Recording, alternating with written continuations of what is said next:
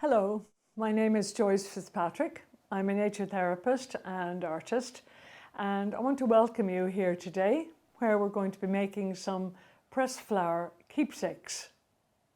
This is a beautiful activity to do, particularly in the autumn and winter of the year, and it's a particularly exciting occupation for somebody living with the dementia because it's full of colour, reminiscence. It's just a delightful project.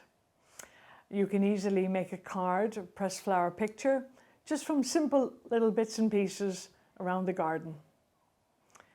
For the health and safety point of view, I want to mention that while collecting these leaves and flowers, we must be really careful not to slip on wet grass at this time of the year, and to avoid brambles and nettles and seed heads and the like, just to pick what we know is safe.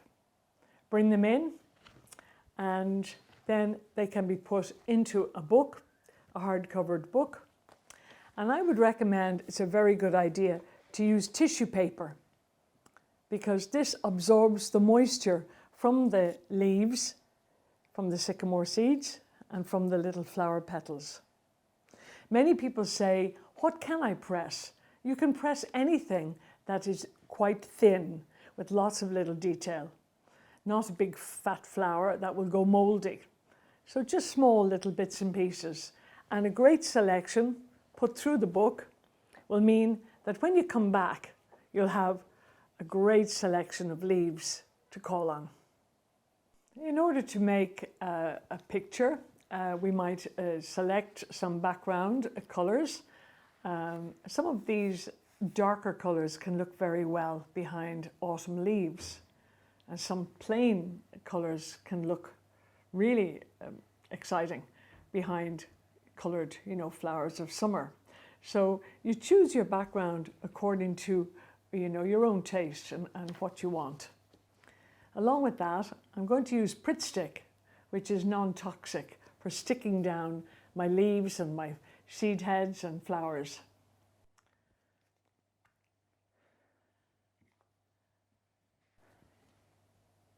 So, first of all, I'm going to arrange my leaves.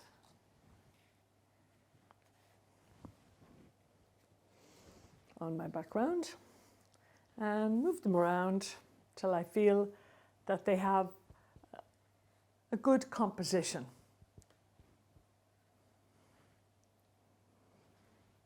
When I'm happy with that, I put some Pritt Stick either on the page or on the back of the leaf.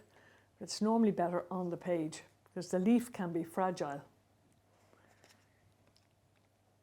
These are sycamore leaves, and I think they've got wonderful patterns as they've faded.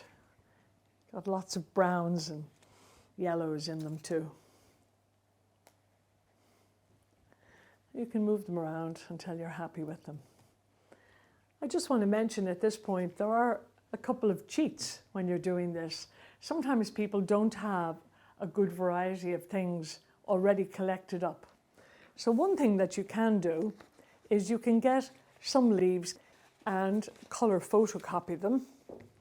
This is called Cotinus, or the smoke bush, and this has been colour photocopied. They're absolutely beautiful in September, the designs. These individual leaves can be cut out and can be used as if they were just ordinary dried leaves. If one does not have access to too many materials, you can always have your master sheet that you can dip into, and you can cut them out and make a picture frame or whatever. The second cheat is ironing with a warm iron. This is a lovely piece of fern that I got in a woodland, and it was very twisted. And if I put it in the book, it would have broken into many pieces. But I ironed it carefully with the warm iron, and therefore that can be used in the making of a picture. So as I say, you arrange your leaves and press them down and let them dry. Be careful not to overdo it. We don't need too much. We can always do a second one and a third one. When you're happy with it, You might decide to sign it. You might write something on it. Sometimes people put a little line of poetry. They might even put a photograph. So you just sign it with the date on it, frame it, put it to one side. The thing that I think is really great about this activity is that you are using materials that are biodegradable, so it's a very sustainable activity. It's full of memories, it's full of hands-on skills. It opens the way for poetry, for song, for reminiscence. The materials can be got anywhere. Charity shops, at home, anywhere at all. So I want to thank you very much for coming today, and I hope you have great fun making your pressed flower keepsake.